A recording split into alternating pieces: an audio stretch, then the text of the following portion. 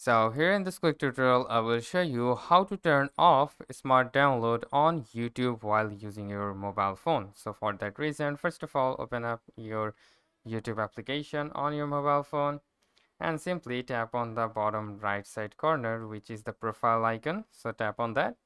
And then from here, you need to scroll it down and you will find the downloads option. Simply tap on the downloads. And now from here, as you can see, right beside the smart download, you will probably see this gear icon, which is the settings option. So you need to tap on these settings. And then from here, as you can see, guys, the smart downloads. So it is toggled on. You need to toggle this off. So tap on this and it will be turned off. So that's how you can simply turn off smart download on YouTube while using your mobile phone. So hope this video helps you out. If yes, please leave a like and we'll see you next time.